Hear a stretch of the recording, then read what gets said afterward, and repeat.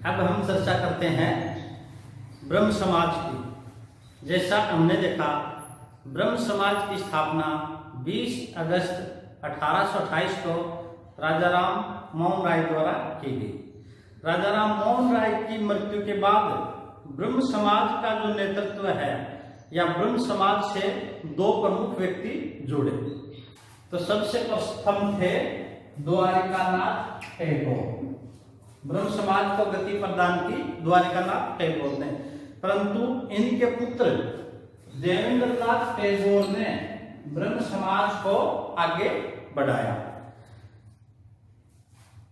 एक इंपॉर्टेंट प्रश्न है, 1857 में आचार्य केशवचंद्र सेन ब्रह्म समाज से जुड़े।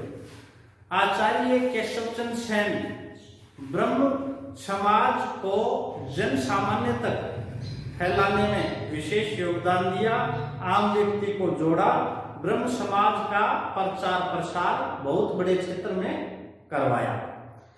आचार्य केशवचंद्र सेन ने 1861 में इंडियन मिरर नामक पत्रिका निकाली, जिसमें ब्रह्म समाज की गतिविधियों का प्रचार प्रसार किया गया।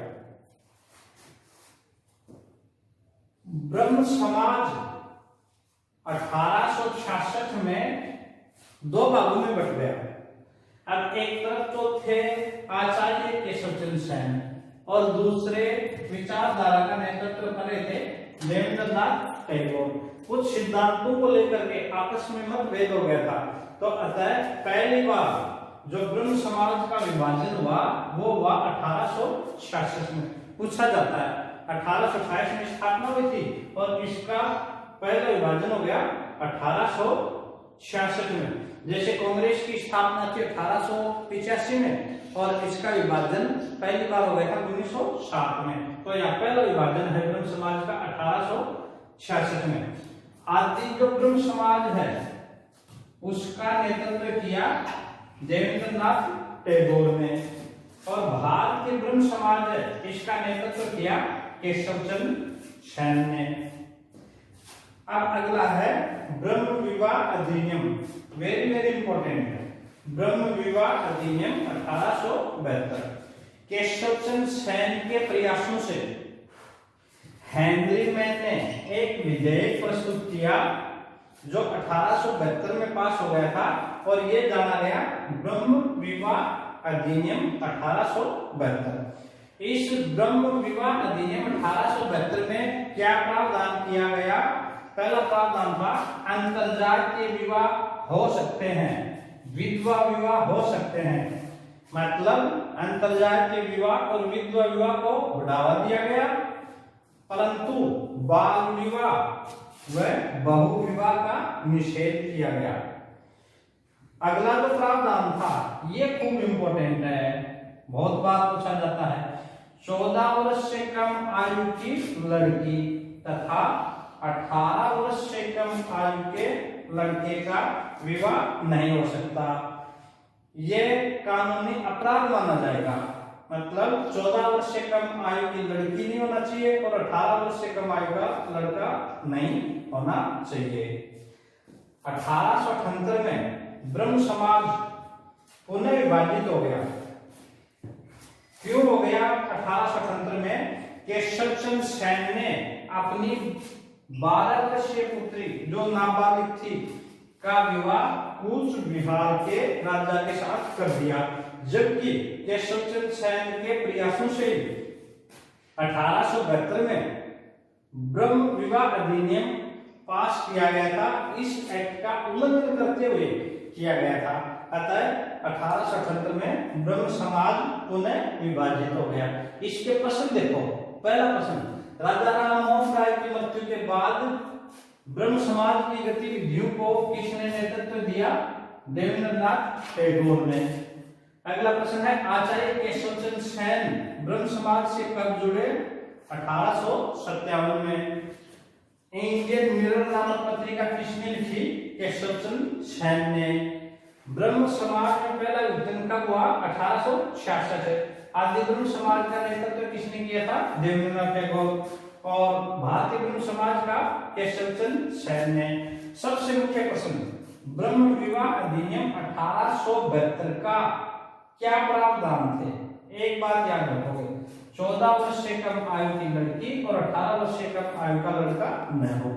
और किसको बढ़ावा दिया गया था? अंतरजातीय विवाह, विधवा विवाह को बढ़ावा दिया गया था, बाल विवाह व बहु विवाह का निषेध किया गया था।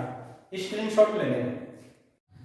ब्रह्म समाज है, ये पुनः 1878 में 2 भागों में बट गया था और साधारण ब्रह्म समाज का जो गठन है वो आनंद मोहन बोस के द्वारा किया गया था। केशवचंद्र सेन ने इन महिलाओं की स्थिति सुधारने के लिए इंडियन रिफॉर्म एसोसिएशन की स्थापना की।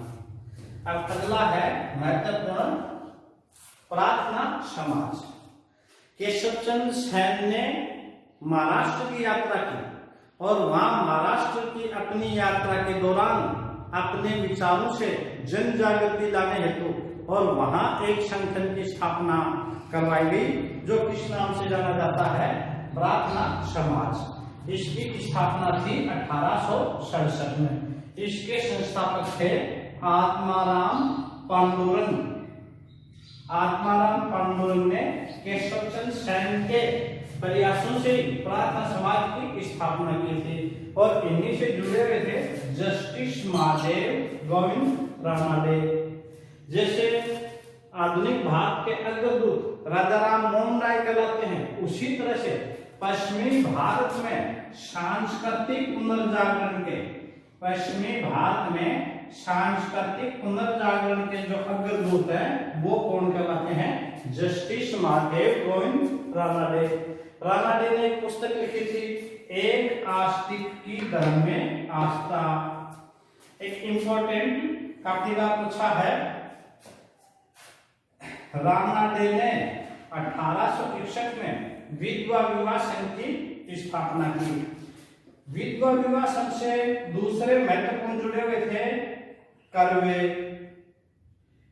तथा रानाडे ने विधवाओं को शिक्षा देने के लिए 1867 में विधवा आश्रम की स्थापना की। ये था प्रार्थना समाज जिसने पश्चिमी भारत में जन जागृति पुनर्जागरण को आगे बढ़ाया। अब है वेद समाज। वेद समाज दक्षिण भारत में है। ब्रह्म समाज के विचारों का आगे प्रचार प्रसार करने के लिए केशवचंद्र सेन मद्रास गए हुए थे और वहीं मद्रास में वेद समाज की स्थापना 1864 में की। इसके संस्थापक कौन थे? के श्रीधरलु नायडू और ये स्थान है मद्रास। दक्षिण भारत में ब्रह्म समाज के सिद्धांतों का जो प्रचार प्रसार किया गया था वह वेद समाज के द्वारा किया गया था। ये हमारा हो गया राजा राम मोहन राय एवं ब्रह्म समाज। महत्वपूर्ण प्रश्न हमने निशान लगा रखे हैं, तैयार कर लोगे, एग्जाम में महत्वपूर्ण प्रश्न ही आते हैं। अब अगला हम देखते हैं स्वामी दयानंद सरस्वती एवं आर्य समाज। स्वामी दयानंद सरस्वती एवं आर्य समाज। देखें, जहां आधुनिक भारत के अग्रदूत राजा राम मोहन राय थे, जो पश्चिमी संस्कृति, पश्चिमी लोकतंत्र, पश्चिमी विज्ञान, अंग्रेजी शिक्षा, पूंजीवाद, इन सब से प्रभावित थे, वहीं स्वामी दयानंद सरस्वती ये पूर्णतः भारतीय सभ्यता व संस्कृति से प्रभावित थे। एक बड़ा अंतर है। दोनों ही समाज सुधारक विद्वानों का उद्देश्य भारतीय समाज में फैली विभिन्न कुरीतियों को दूर करना था, भारतीय समाज का पुनर्जागरण करना था, परंतु यह थोड़ा सा इनकी विचारधारा में अंतर है।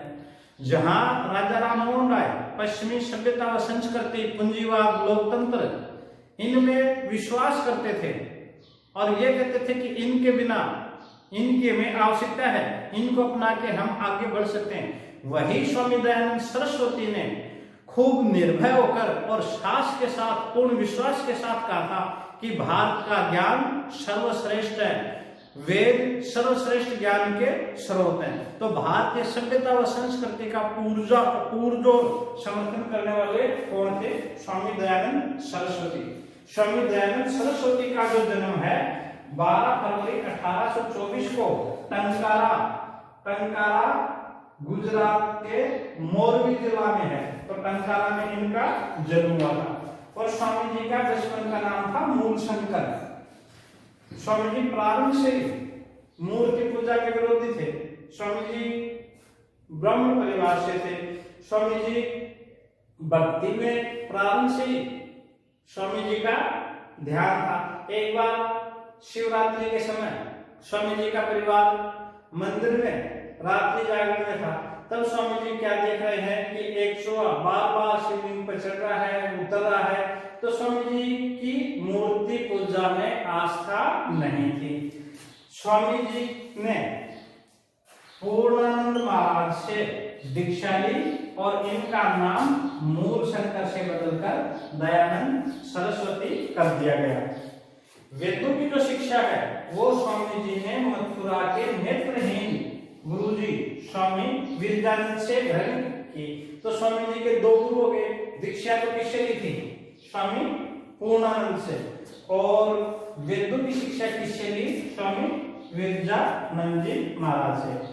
जब विरजानंद जी महाराज को स्वामी दयानंद सरस्वती ने कहा गुरु दक्षिणा मांगो, तब इन्होंने कहा था विरजानंद जी महाराज ने कि भारतीय सभ्यता व संस्कृति यह वेदों की शिक्षा को पूरे संसार में फैलाओ, यही मेरी गुरु दक्षिणा है। और इसी को लेकर के स्वामी जी ने भारतीय सभ्यता व संस्कृति का प्रचार प्रसार किया। एक वेरी वेरी इंपॉर्टेंट है, काफी बार एग्जाम में पूछा जाता है। स्वामी जी ने एक नारा दिया था, वेदों की ओर लौटो, वेदों की ओर लौटो। ये नारा किसका है? स्वामी दयानंद सरस्वती का। स्वामी दयानंद सरस्वती का स्क्रीनशॉट ले लेंगे। स्वामी दयानंद सरस्वती ने स्त्री शिक्षा व स्त्री समानता पर बहुत अधिक जोर दिया तथा स्वामी जी ने विधवा विवाह व पुनर्विवाह पर बहुत अधिक जोर दिया। स्वामी जी ने छुआछूत, मूर्ति पूजा, जातीय भेद, बाल विवाह, पर्दा प्रथा, कर्मकांड, अंधविश्वास, मूर्ति पूजा आदि का विरोध किया। अब है शुद्धि आंदोलन। शुद्धि आंदोलन क्या था? जो व्यक्ति हिंदू धर्म को छोड़ करके अन्य धर्मों को अपना लिया, उनको पुनः हिंदू धर्म में लाने के लिए जो आंदोलन चलाया वो शुद्धि आंदोलन कहलाता है। ये हिंदू धर्म का त्याग कर अन्य धर्म अपनाने वालों को पुनः हिंदू धर्म में लाने हेतु शुद्धि आंदोलन चलाया। कुछ विद्वान स्वामी जी के इस शुद्धि आंदोलन को सांप्रदायिक रूप देने की कोशिश करते हैं या इसमें सांप्रदायिकता को बढ़ावा मिला था शुद्धि आंदोलन का, ऐसा आरोप लगाया जाता है। स्वामी जी ने शुद्ध तथा स्त्रियों को वेद पढ़ने व यज्ञोपवीत धारण करने के लिए आंदोलन चलाया। ऐसा आंदोलन चलाने वाले स्वामी जी प्रथम व्यक्ति थे। एक वेरी वेरी इंपॉर्टेंट, काफी बार एग्जाम में आता है, स्वामी जी प्रथम व्यक्ति थे जिन्होंने साम्राज्य शब्द का प्रयोग किया। साम्राज्य शब्द का सर्वप्रथम प्रयोग किसने किया? स्वामी दयानंद सरस्वती। कुछ बच्चों के दिमाग में बैठा रहता है बाल गंगाधर तिलक का कथन, स्वराज्य मेरा जन्मसिद्ध अधिकार है, मैं इसे लेकर रहूंगा। तो वो स्वराज्य शब्द को तिलक को कर देते हैं। जब प्रथम व्यक्ति की बात आए तो प्रथम व्यक्ति का क्या करेंगे? स्वराज्य शब्द स्वामी दयानंद सरस्वती। याद रख लेना, तिलक नहीं करेंगे। पहले ऑप्शन में तिलक ही होता है। एक और स्वराज्य से संबंधित सम सभा की राजस्थान में 1883 में गोविंद गिरी ने जो स्थापना की थी, उसमें भी स्वराज्य स्वदेशी शब्द का जो प्रयोग किया गया था वो स्वामी दयानंद सरस्वती से प्रेरित होकर के ही किया गया था। आगे पुनः इंपॉर्टेंट है, स्वामी जी ने सबसे पहले शव राज्य, शव शिक्षा, शव धर्म व स्वदेशी शब्द का प्रयोग किया। एक स्वामी जी और कहते थे क्या, बुरे से बुरा राज्य, अच्छे से अच्छे विदेशी राज्य से अच्छा है। कि अपना राज्य चाहे जितना भी बुरा हो, परंतु विदेशी राज्य से वो चाहे कितना भी अच्छा हो, फिर भी उससे अपना राज्य ही अच्छा है।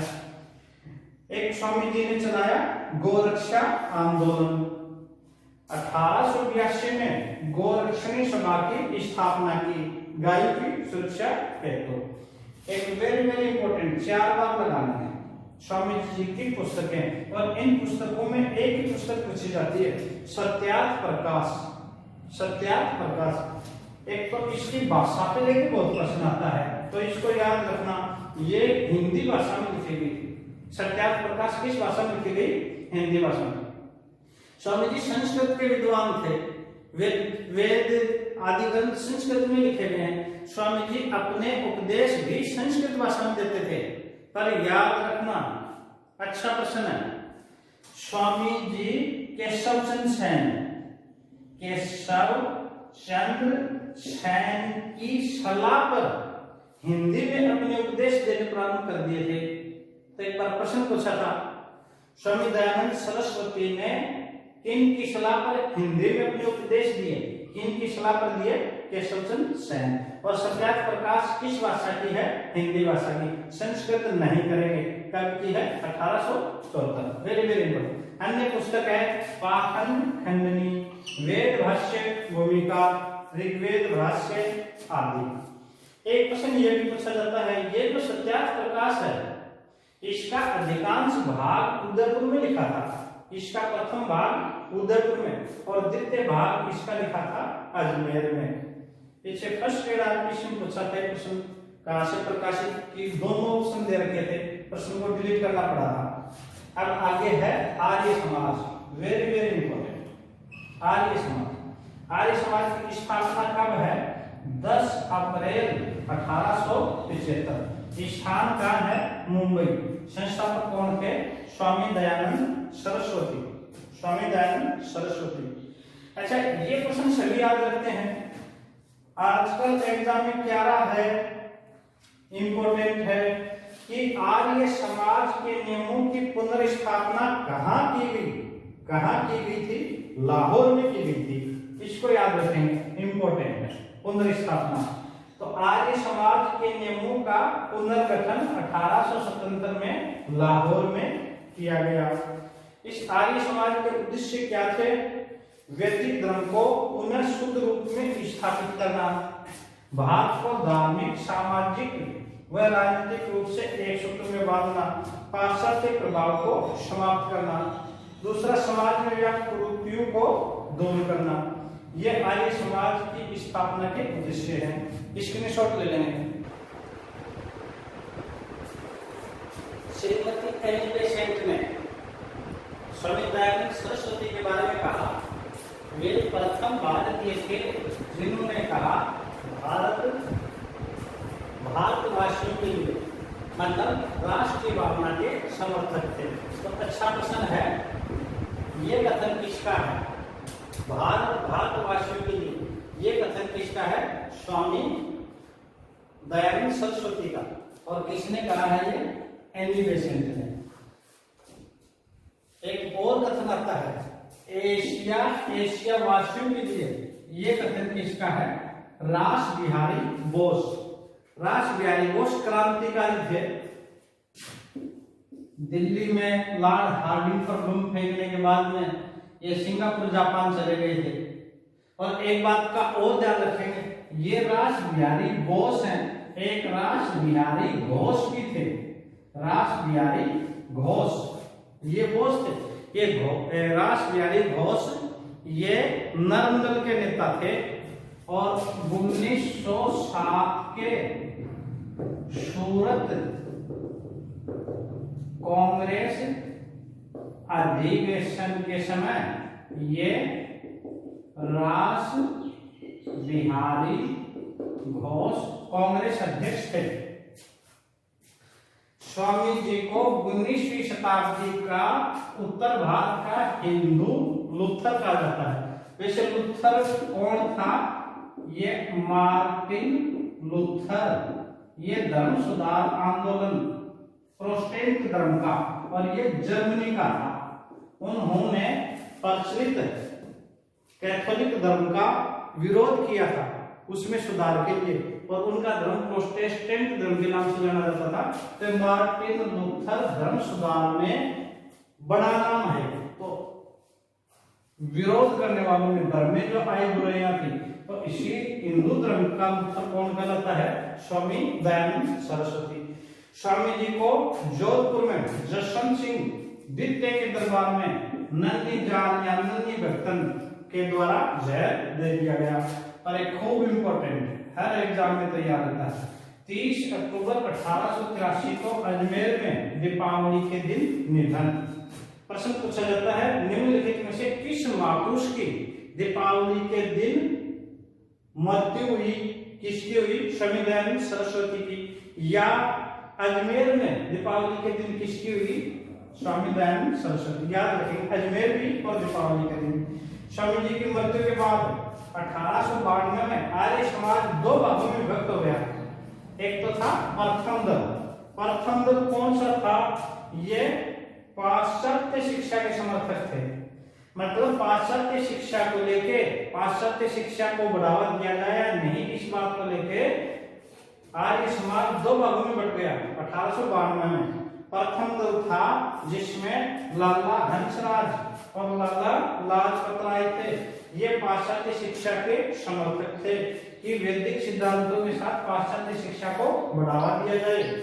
और लाला हंसराज ने 1889 में लाहौर में दयानंद एंग्लो वैदिक कॉलेज की स्थापना की, जो पाश्चात्य शिक्षा प्रदान करती थी।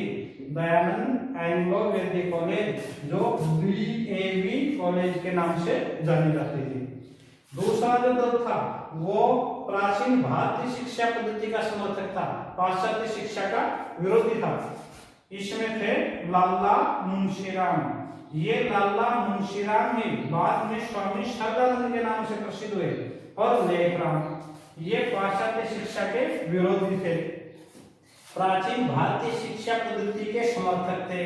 भारत में प्राचीन भारतीय शिक्षा पद्धति को पुनः लागू करना चाह रहे थे। और एक इंपॉर्टेंट है, इन्होंने लाला मुंशीराम ने 1902 में हरिद्वार में गुरुकुल कांगड़ी विश्वविद्यालय की स्थापना की। यह पहला विश्वविद्यालय था, यह प्रथम विश्वविद्यालय था जिसने राष्ट्रभाषा में, मतलब हिंदी में उच्च शिक्षा सफलतापूर्वक प्रदान की। एक लक्षण फिर इंपॉर्टेंट है। एक अंग्रेज लेखक है वेलेंटाइन चिरोल, या वेलेंटाइन शिरोल भी लिखते हैं। वेलेंटाइन शिरोल ने आर्य समाज को भारतीय अशांति का जन्मदाता कहा। देखो, अंग्रेज आए थे, आराम से भारत में शासन कर रहे थे। भारत में जो भी अशांति उत्पन्न हुई उसको किस संस्था को जिम्मेदार ठहराया? आर्य समाज को। इस वेलेंटाइन शिरोल ने संस्था के रूप में जिम्मेदार ठहराया आर्य समाज को। अच्छा प्रश्न है। और यदि व्यक्ति के रूप में चर्चा करें, व्यक्ति के रूप में, तो ये था बाल गंगाधर तिलक। वेलेंटाइन शिरोल ने भारतीय अशांति का जनक बाल गंगाधर तिलक को ठहराया था। और किस संस्था को ठहराया था? आर्य समाज। बाल गंगाधर तिलक ने इनका विरोध भी किया था, इनके खिलाफ केस भी लड़े थे, और केस लड़ने के लिए लंदन भी गए थे। कांग्रेस के एक मुख्य नेता बाल गंगाधर तिलक थे, जो एक बार भी कांग्रेस अध्यक्ष नहीं रहे थे। एक बार चुने जरूर गए थे, परंतु तब इस अशांति का जनक बताने के विरोध में वेलेंटाइन शिरोल के मुकदमे से लंदन गए हुए थे, और एक बार भी कांग्रेस की अध्यक्षता नहीं की। राजपूताना में उदयपुर के महाराजा सज्जन सिंह और जोधपुर के महाराजा जसवंत सिंह ने स्वामी जी के विशेष भक्त थे, और स्वामी जी इनके दरबार में अपने उपदेश देते थे। तो इस तरह से स्वामी दयानंद सरस्वती महत्वपूर्ण है। आप कौन कौन से प्रश्न याद रखोगे? सबसे पहला महत्वपूर्ण प्रश्न, इन्होंने वेदों की शिक्षा किससे प्राप्त की? विरजानंद महाराज से। बचपन का क्या नाम था? मूलशंकर। इनकी पुस्तक सत्यार्थ प्रकाश किस भाषा की है? हिंदी भाषा की। कब लिखी? 1874 में। हिंदी में उपदेश किसके लिए, किसके कहने से दिए? केशवचंद सेन। अगला इंपॉर्टेंट प्रश्न है, वेदों की ओर लौटो, शुद्धि आंदोलन, गोरक्षा। एक सबसे पहले स्वराज्य शब्द का प्रयोग किसने किया? स्वामी दयानंद सरस्वती ने। दीपावली के दिन अजमेर में किसकी मृत्यु हुई? स्वामी दयानंद सरस्वती की। आर्य समाज की स्थापना 1875 मुंबई, पुनर्स्थापना 1877 लाहौर। तो इस स्वामी दयानंद सरस्वती को एग्जाम के दृष्टिकोण